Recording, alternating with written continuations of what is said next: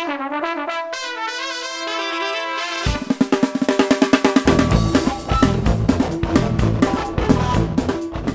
as our final topic for tonight, we're going to talk a little bit about not the players who are on the list, but one of the players who was not on the top 10 list. And I'm going to have to vehemently agree with that, not only because I am a Celtics homer, but because every single stat agrees with this, which is Kobe Bryant is not one of the 10 best players in the history of the NBA.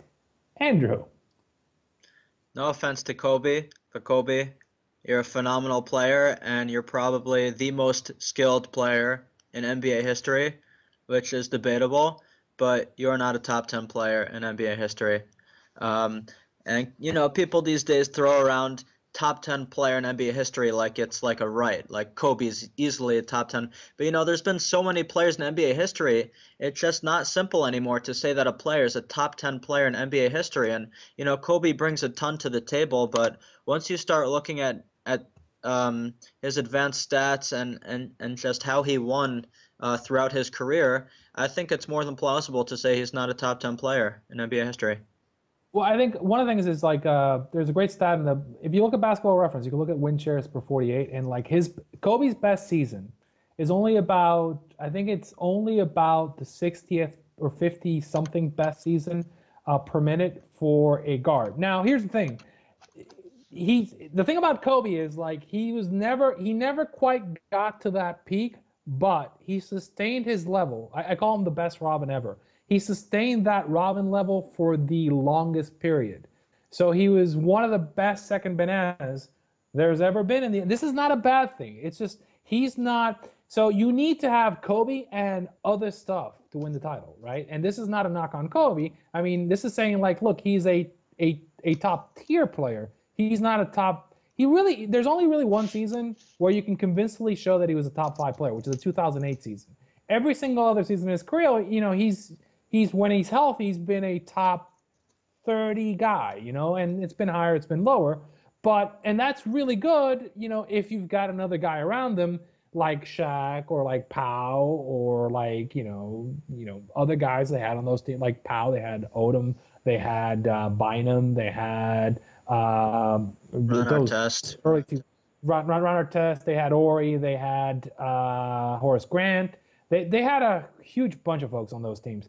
But I mean, the point being that like he was kind of the B student, the consistent B student, right? So, and he always hit that. I think the thing that Kobe benefits from is he got lucky and he got traded to the Lakers. And we were talking about this, if he stayed on the Charlotte Hornets, right, he doesn't have the career that he has. And I think, and I've said this before, and this has got me into trouble, which is, and I said this and you were laughing that it was going to get me into trouble with all the Laker fans, which is, I don't think there's any, if you switched Kobe Bryant for Ray Allen, right, for the entirety of their career, so Ray Allen plays on the Lakers instead of Kobe, and Kobe plays on all the teams that Ray played for, I don't think it makes a demonstrable difference in the titles won. I think the Celtics win the titles that they win with, like, they would have won with Ray. I think the Lakers win the titles that they would have won with Kobe with Ray, right?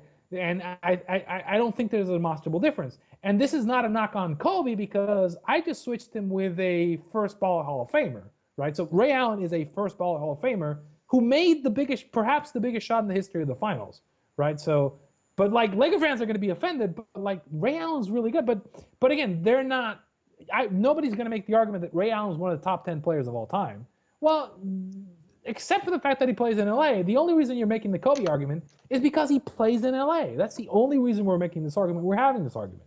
I mean, if you switch Kobe at his best, Kobe's best season ever. This is a question to you. So take Kobe at his absolute peak prime, and you switch him for LeBron James in the 2007 Cavs. Do the 2007 Cavs go to the finals? Absolutely not. And this isn't a knock on Kobe. This is kind of saying, because I mean, I think, you can make, I think LeBron is the only guy you can have a serious conversation, the only modern player you can have a serious conversation with LeBron versus Jordan. It's the only guy where you can really have a serious conversation about it. Now, I'm not saying LeBron wins this conversation yet, which is the point you make in the book, but LeBron's the only guy who's in the conversation. Kobe, when you really start looking at it, really isn't. And you have a great table about the first 10 seasons and the MVPs and the All-Stars and everything else. And he just doesn't quite get there. This is not to say Kobe's not a good player, but like, so if I asked you who's better, who do you think is better? Is Kobe Bryant better or is Paul Pierce better? Kobe. I mean, But is it how? yeah. So again, you have to consider the situations that the players were in. Uh, Who's I think Kobe is a greater player, but I mean, again, it's debatable. I think Kobe how is a about? greater player. I can't disrespect Kobe like that. Yeah, I think it was a closer argument before. I would say like it was a closer argument before. I think Kobe's kind of pulled ahead a little bit on that one. How about Kobe versus KG? Again, I'm going Kobe, but it's closer than people think it is. And to Uh, go back to your point a little bit before, putting in Ray Allen on those Lakers, I think that would be very interesting. To say Ray Allen playing alongside Shaq and those guys in the early 2000s, I think you can even make the argument that they would have won more because Ray Allen wouldn't have forced Shaq out of LA and they would have played together for another few years. You have to account for the fact that Ray was also playing on like really crappy Seattle teams. He was carrying them to Western Conference Finals. So if you put Ray Allen next to Shaq, and we've seen this later on in his career, wow, when you put Ray Allen next to really good players, like he gets more open looks. So it's an interesting argument that numbers would probably be better if you put him on those teams versus kind of what Kobe did. How about another good one is how about Kobe versus Jason Kidd? Oh, that's I'm going Kobe. Last two, I would clearly go KG because I mean I think defensively KG is on a different level and kind of he carries the defense by himself. I think Kidd, I'm gonna have to give it to Kidd because I mean Kidd just made everybody else around him better and like Kidd carries some crappy teams to the finals. I mean the same argument with LeBron. It's like he took some crappy teams to the finals. How about Nash versus Kobe? You see, again, how do you defend? How do you define what who you're gonna pick? Is it who you're building your team around? Because if you're starting to talk who you want to build your team around, then I'll go Garnett over Kobe. Yeah, Um, yeah. so uh, it's It's I know I'm making you sweat a little bit, but this is what makes it fun. So let's see. I'm trying to think of another guy who wasn't on your list. How about Chuck versus Kobe? I gotta go Kobe. I mean, Really over you're Chuck? when you're asking me right now, are you talking their greatest year, their prime Kobe versus prime I'm Chuck? view it this way. So if we switched, so if the criteria here is if we switch Kobe straight up for this player, right? Hmm. Would the Lakers win the same number of titles or more titles over the same period? So I think if we switched KG for Kobe or Chuck for Kobe, I think the Lakers win more titles. I think But that's Ray is that's hard to say because you have to consider the roster. I mean, you put KG and Shaq together. I mean, it's just hard to see. well, You know what nobody's I scoring mean? on the damn post in that. And like and KG could go outside and KG can actually shoot the three. He just never wants to. It's like there's some great apocryphal stories where like KG's a knockdown three shooter, but he says he thinks it's uncool, so he doesn't shoot the three. But I'm thinking Phil could have talked him into that. No, seriously, I've actually talked to coaches. They said like, no, man, KG he shoots the three in practice, but he refuses to shoot it in the games because he thinks Hmm. it's uncool.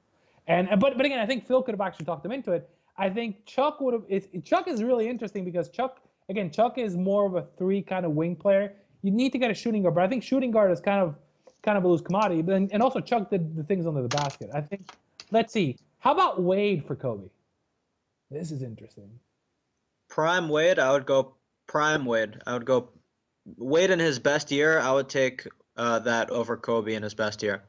Yeah, I think Wade. I think you might be looking at Wade and Shaq winning 5 titles early, and then Wade falling apart. And I think maybe they can win the 5 titles, but they might not win the three at the end, right? So I think that's where like the two at the end is the one where I kind of be like, well, is Wade gonna kind of last that long? Hmm. It's really how about this you'll like this one. How about Manu for Kobe? Oh, I mean, that's pretty easy. I think I would go Kobe. I mean, you need that scoring. Mono gives you the scoring. I'm a big Mono homer. I'm a big Mono homer. I think Mono is way underrated. I think he could. The Spurs have always protected him, but I mean, I think the caveat to that is like I'm saying the Lakers are getting a 19-year-old Manu as opposed to a 23-year-old Manu, which is the Spurs got, and I think that makes it a more interesting comparison.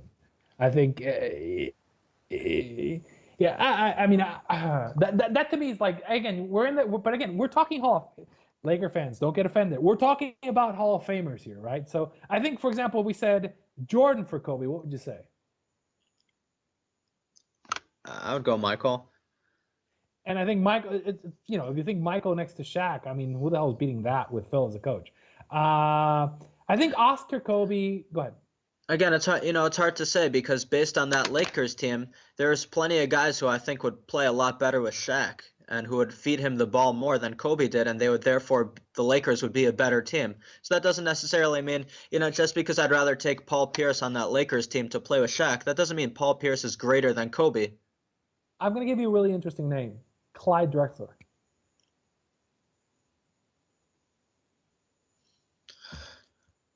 I feel like I have to go Kobe because that's not going to get me in trouble. But Clyde's what are you taking a paycheck from the mama now? Come on, man. No, Clyde's really underrated, and he had those Blazer teams were like really, really, really good. And the Phi Slama Jama, there's a guy who was a really good dunker. Those Phi Slama Jama teams in college too. I actually think if you switch Kobe for Clyde, I think the Lakers come out ahead. And this isn't a knock on Kobe. I was there. I saw Clyde. Clyde was this. I mean, like Clyde basically. I always say there's always one transcendent shooting guard in the league. Clyde's problem is he was playing next to Michael. If you put Clyde in any other era, he is the dominant shooting guard of that era. I mean, he was really amazing. It's just he was playing next to Jordan. I think if you switch him for Kobe, I think Clyde gives you pretty much everything Kobe does, and I think he was more unselfish than I think Kobe was. I think, but again, I'm talking about a guy who I consider one of the top 5 shooting guards of all time, and again, we're talking about guys who are like I think Ray, Clyde, Dwayne Wade, Kobe, Jordan. Those are like and then Oscar. It's a pretty short list for shooting guards. So I'm not looking to get you in trouble. So how about there isn't anybody else interesting I could actually pull down. How about Westbrook for Kobe?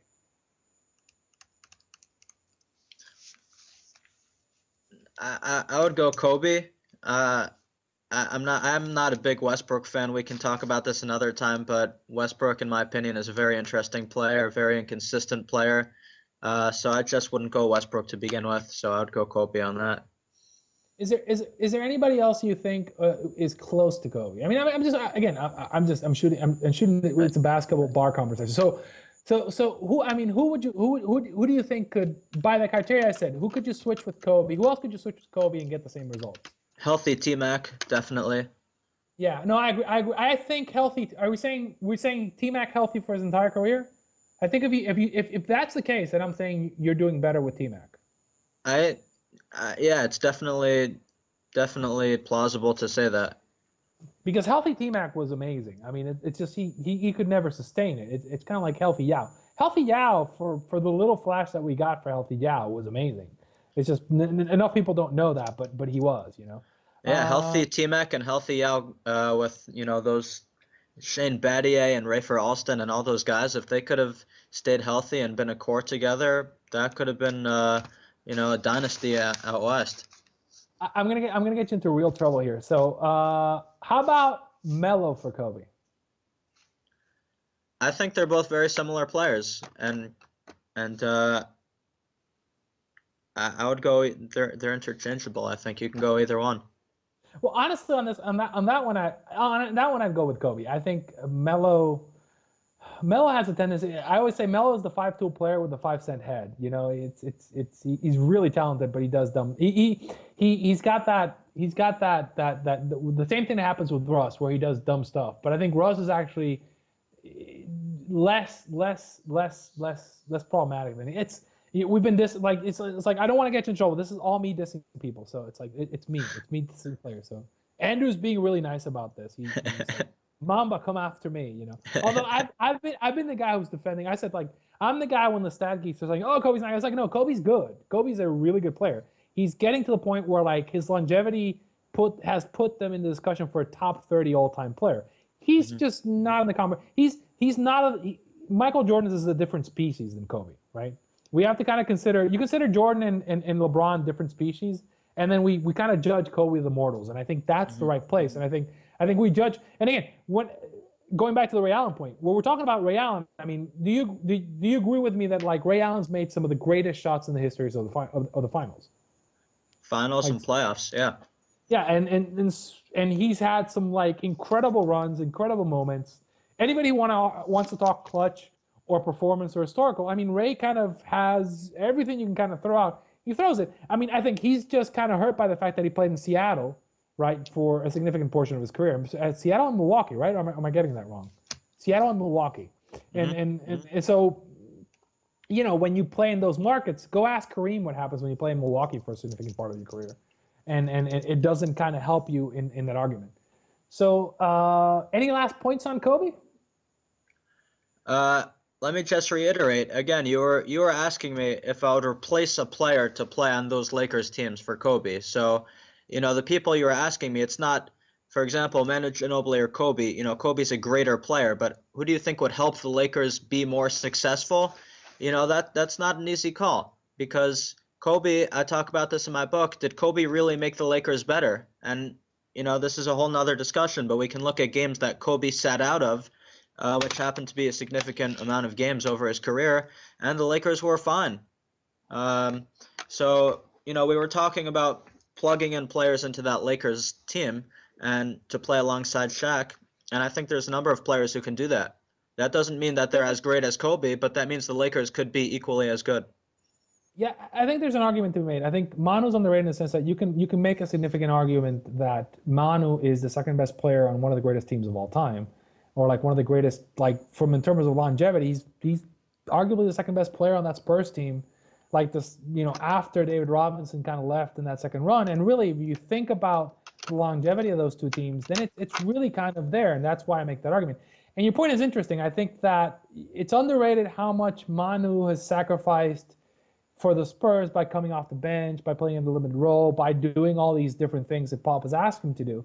And, I don't know that necessarily Kobe could alter his game to that. And again, I thought, and I was saying this at points last year, that when it was D'Antoni coaching that team, I thought that Kobe coming off the bench in that six-man role with, like, Nash, like having like a unit with Nash and Gasol as the first team, and maybe having a second unit with, like, when they had the Howard team with Howard and Bryant, would have been interesting. But I don't know that Kobe's going to be able to do, like, say, Vince Carter, has done in his later half of his career. One of the things that Vince has been able to do, which is to his credit, is he's changed his game completely, and he's made himself into the player that he needed to be to help the team that he's on, right?